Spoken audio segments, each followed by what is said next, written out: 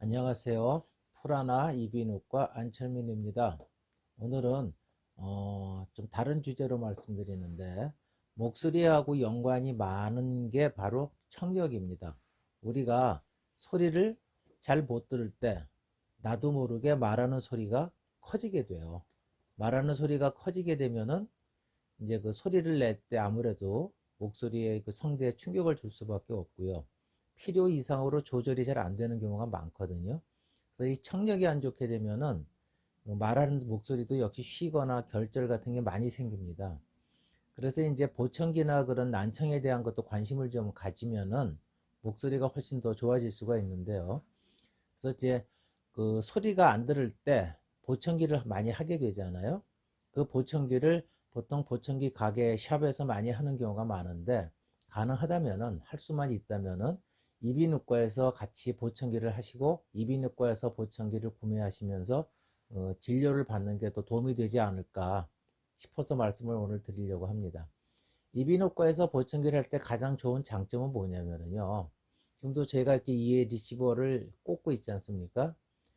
이 리시버를 여러분들이 많이 꽂아본들 아시겠지만 어떤 거는 귀에 잘 안 들어가는 것도 있고 잘 들어가는 것도 있고 쓰다 보면은 귀가 상처가 나서 아픈 경험도 있고 그러실 거예요. 그 이유가 왜 그러냐면은요. 사람의 귓구멍은 다 모양이 틀려요.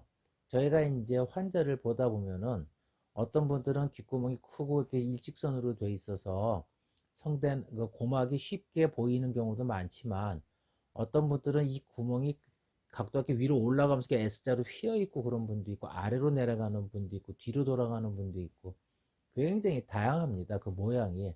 그래서 정확하게 고막을 성대 자꾸 성대라고 하는데요. 귀에 그 고막을 보기 위해서 몸을 이렇게 움직이면서 머리를 움직이면서 이렇게 보게 되거든요. 그 얘기는 사람의 그 귓구멍이라 그러죠. 웨이도가 다 다르다는 얘기예요.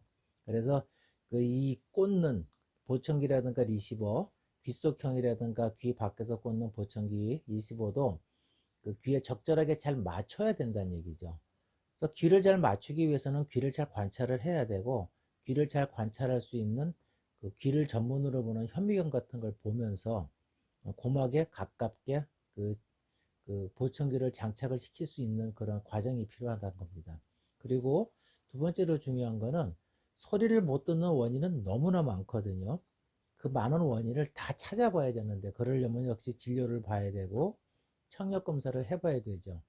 청력 검사를 해서 단순히 소리를 듣는다 못 듣는다 그게 아니고 그 청력 검사 결과를 정확히 분석하고 판단할 수 있어야 되는 거죠. 그래서 귀 안에 소리를 전달하는 과정에서 문제가 있는지 또는 그 소리를 전달하는 과정 중에서 신경에 문제가 있어서 그러는지 또 어떤 청력의 주파수에서 문제가 있는지를 정확히 알아야 그 상황에 따른 그 보청기를 선명하게 정확하게 구입할 수 있고 선택할 수가 있습니다. 보청기 종류가 굉장히 많거든요. 무조건 귀에 꽂고 뭐 소리만 들려준다고 되는 게 아니고요. 사람의 귀와 유사한 기능을 갖고 있는 고도화된 아주 잘 발달된 보청기를 써야 되는데 그게 좋은 곳일수록 비쌀 수밖에 없어요. 사람의 그 귀와 뇌에 기능하는 것을 기계에다 집어넣다 보니까 굉장히 최첨단 컴퓨터 작업이 작은 거에 들어가기 때문에 아주 고급일수록 청력을 미세하게 잡아주는 기능을 가질수록 보청기의 가격이 비쌀 수밖에 없어요. 근데 우리가 보통 귀에 쓸 때는 그런 비싼 보청기를 굳이 쓸 필요가 있는 건 아니고요. 사람의 그 자신의 청력에 따라 맞는 보청기를 구입해야 되는데 그러려면 역시 정확한 청력 검사와 정확한 진단이 필요하다는 겁니다. 그 다음에 이제 보청기를 할 때 그 정상적인 그 청력을 가진 사람도 컨디션에 따라서 환경에 따라서 소리 검사하는 게 좀 달라지게 돼요. 근데 하물며 귀에 이제 청력이 떨어지신 분들, 뭐 연세가 드셔서 노화가 돼서 그럴 수도 있고 병에 의해서 그럴 수도 있고요. 계속 청력의 변화가 올 수가 있어요. 근데 보청기를 한번 끼고 청력 검사를 하지 않고 일정하게만 끼다 보면은요, 기계는 점점 기능이 노화되고 사람의 귀는 점점 나빠지거나 좋아지거나 변화가 올 수가 있는데 거기에 맞추지를 못하는 거죠. 그래서 보청기를 잘 쓰시려면은요, 석 달 6개월에 한 번씩은 정기적으로 청력 검사를 꼭 해보셔야 되고, 내가 끼고 있는 보청기가 내 청력에 잘 맞는지, 기계가 노화되지는 않았는지, 또 현재 잘 조절이 되어 있는지를 잘 맞춰서 끼셔야 됩니다. 정기적으로 보청기를 보면서 내 청력과 같이 맞추는 그런 과정이 필요해요. 이걸 보청기를 조절한다고 하는데, 이런 조절을 정확하게 할 수 있을수록 내가 보청기 사용을 원활하게 할 수 있다는 거죠. 그래서 항상 내가 갖고 있는 청력과 이 보청기 관계를 잘 맞춰야 되는 그런 과정이 필요하다는 겁니다. 그리고 또 중요한 거는 말이죠. 보청기는 비싸요, 굉장히. 적어도 뭐 몇십만 원 한다고 하지만 비싼 거는 몇백만 원짜리도 있거든요. 그럼 이 보청기, 고가의 보청기를 잘 오랫동안 사용을 할 수 있어야 되는데, 그러려면은 역시 AS가 잘 돼야 되고요. 오랫동안 그 보청기를 관리해 줄 수 있는 그런 관리할 수 있는 공간이 필요한 거예요. 그런 공간은 역시 병원이 안전하겠죠. 일단 병원은 뭐 오래 지속이 될 수 있으니까요. 병원을 하다 관두고 옮기는 경우는 흔치 않잖아요. 그래서 내가 어느 곳에서 진료를 보면서 거기에 맞는 보청기를 한다면은 오랜 기간 동안 내가 사용하는 보청기를 잘 관리하고 나의 청력을 잘 봐주면서 나의 건강 상태를 잘 유지하면서 관리를 하면서 같이 할 수 있기 때문에 가장 좋다고 볼 수가 있습니다. 그래서 이런 그 청력과 보청기를 잘 관리하면서 내가 목소리를 사용한다면은 나의 목소리를 더 아름답게 건강하게 유지할 수가 있는 거고요. 또 사용하는 보청기는 더 오랫동안 좋은 소리를 유지할 수가 있는 거예요.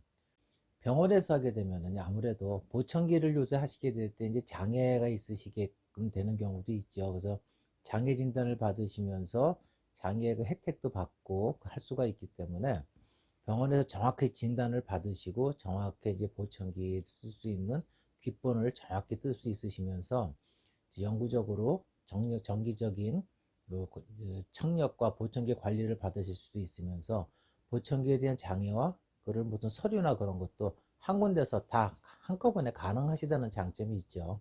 그래서 이제 가급적 가능하시다면은 이비인후과에서 같이 청력과 귀를 관찰하시면서 보청기를 하신다면 좀 더 환자분 입장에서는 좀 더 좋지 않을까 생각이 같이 듭니다.